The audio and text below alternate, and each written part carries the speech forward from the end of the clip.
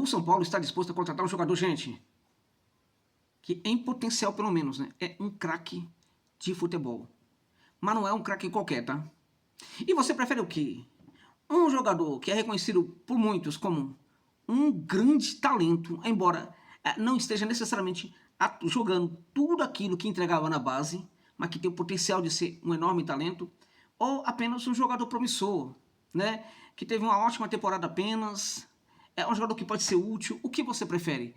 Pois bem, o São Paulo está de olho naquele jogador que é muito craque, embora neste momento não esteja a entregar tudo o que se espera dele. Mas eu acho que é um jogador que vale realmente a pena ser contratado, tá? Estamos falando aqui de um jogador que pode fazer muita diferença no meio de campo do São Paulo, pode fazer toda a diferença no meio campo do São Paulo, gente. Trata-se do Cristiano Medina. E antes de continuar com essa conversa, deixa eu só falar para você que este vídeo tem um patrocínio aqui, patrocínio da Melbet. Ô, Josa, mas o Melbet não é uma casa de aposta? A Melbet é uma casa de aposta. Qual é o problema com as apostas, né? Qual é o problema? Se todos os times do futebol aqui do Campeonato Brasileiro são patrocinados pelas bets, né? Gente, a questão não é a bet, a questão, duas questões. A primeira é o apostador, que tem que apostar com cautela, tem que ser maior de idade, tem que saber analisar o jogo, sabe? Tem que jogar com sabedoria, tem que ter frieza, tem que controlar o processo da aposta e não ser controlado por ela, gente. Você vai apostar no jogo que ainda não começou? Estuda os dados, o comportamento da equipe no campeonato, se algum jogador craque vai desfocar a equipe naquela partida e assim por diante. Está analisando durante o jogo?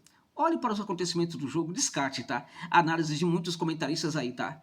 Olhe você mesmo para o jogo, tá? Então, aposte com sabedoria. E neste caso, sendo maior de idade, sabendo o que está fazendo, entendendo que você pode perder ou ganhar, não há nenhum problema em apostar. O outro problema qual é? A casa de aposta. E é por isso que eu falo para você, a Melbet, gente, que é diferenciada. Ô, Josa, mas é nova.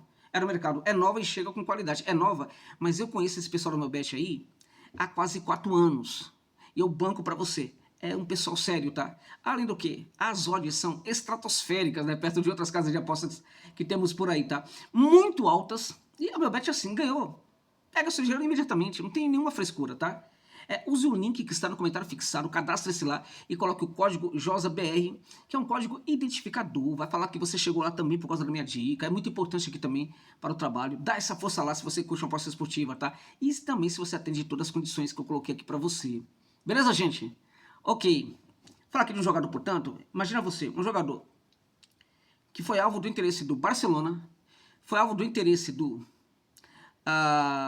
acho que Sevilha, foi alvo do interesse do Atlético de Madrid, é um jogador, né, que tinha potencial para ser contratado por um Manchester City, né, por um Liverpool do Klopp, um Bayern de Munique, um Real Madrid.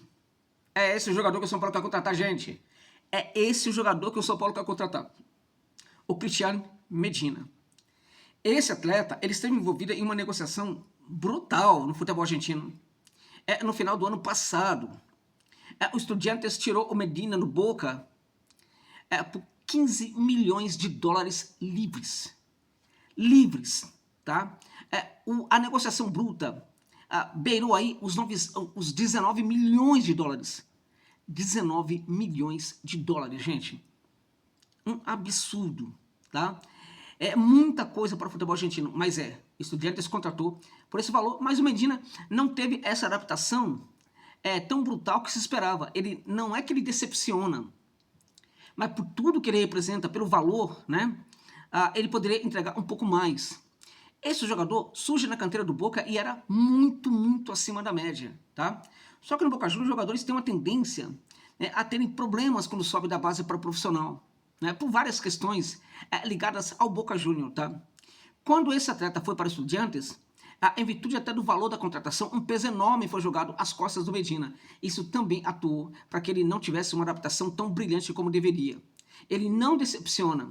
A questão é, ele não joga pelo valor, né, que foi pago a ele neste momento, tá? É um jogador que poderia atuar no nível, por exemplo, de um Almada, né? Mas não entrega ainda o que o Almada entrega, por quê? Porque ele tem potencial para isso, embora jogue numa posição diferente, né? Mas acho que tem questões que ele precisa resolver. É novo, tem 23 anos ainda, né?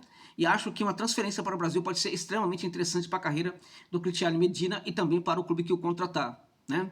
Se trata de um meia que pode atuar como um segundo homem de meio de campo, ele pode jogar como homem de meio de campo aberto pelo setor direito, ele pode atuar como um ala, em algumas situações que a equipe jogar com a linha de 3, né? Ele pode atuar um pouco mais à frente em algumas situações, mas não é aquele 10, ele é sobretudo um 8, é aquele cara que faz os passes brilhantes, né? Aquele cara que encontra os jogadores onde ninguém mais encontra, tá? Aquele jogador que conduz a bola em algumas situações, mas conduz até o momento de fazer um passe excelente ali e que coloque o seu companheiro de equipe numa situação de vantagem em relação à marcação, tá? É um jogador que tem um ótimo arremate de fora da área, é um jogador muito bom também na bola parada, né? É um jogador que tem uma inteligência brutal dentro de campo, tá?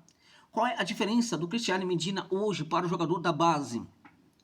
Na base do Boca, ele era aquele atleta que numa situação difícil, sabe, quase impossível para a equipe, até porque na base da Argentina os times são muito bons, né? Nessas situações em que a equipe do Boca não conseguia jogar, ele salvava a equipe. Ele tirava um coelho da cartola, ele fazia o passe mágico, gente, que colocava o atleta na cara do gol, tá? Ele resolvia o jogo, tá? Totalmente. Qual é a questão dele hoje como profissional, né, atuando pelo Pincha, né, pelo Estudiantes de La Plata? Ele não consegue ser esse jogador com o mesmo brilho da base. Em algumas situações ele entrega essas bolas mágicas, em outras não necessariamente. Em algumas situações ele resolve tudo para a equipe, em outras situações, quando a equipe não está muito bem, ele também desaparece com a equipe. Diferentemente do que acontecia na base, quando a equipe não estava bem, ele era o centro da recuperação. Era através dele que a equipe se recuperava. Neste momento, ele às vezes precisa que o esquema tático funcione para que ele também funcione. Então a gente percebe que tem aí mudanças no comportamento futebolístico do Medina que tem a ver provavelmente com questões psicológicas, tá? Então eu acredito que ele vai se recuperar e vai jogar no profissional o que jogou na base, né? Acho que sim.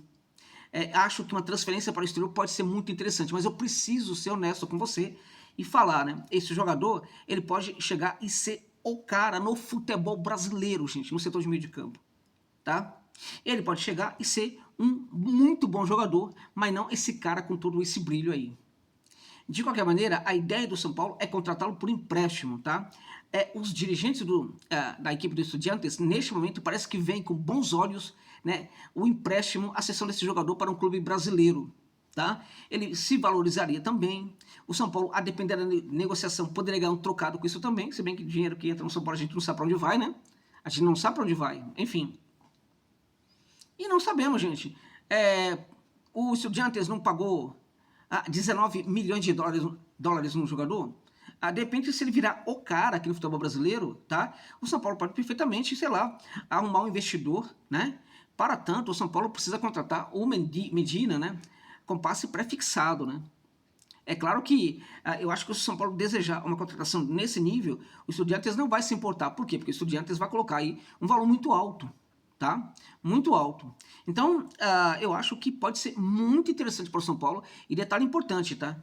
É um olhar interessante para o mercado. Você pode criticar o que for o São Paulo, o dirigente do São Paulo neste momento. Mas esse olhar para o Medina é um olhar muito inteligente para o mercado. Porque sim, é uma oportunidade aí. É um jogador, volto a dizer, que se chegar no São Paulo e ele conseguir jogar apenas um pouco mais do que ele joga no Estudiantes de La Plata, ele chega para detonar aqui no futebol brasileiro, gente. Chega para detonar, tá? Tem apenas 23 anos de idade, né? É um jogador destro que sabe também usar o pé esquerdo, tá? É um jogador que com esse pé esquerdo faz mágica, é um jogador que tira coisas da cartola que ninguém imagina que algum jogador faria dentro de campo. É um atleta diferenciado demais, mas não é pouco não, é muito diferenciado, tá?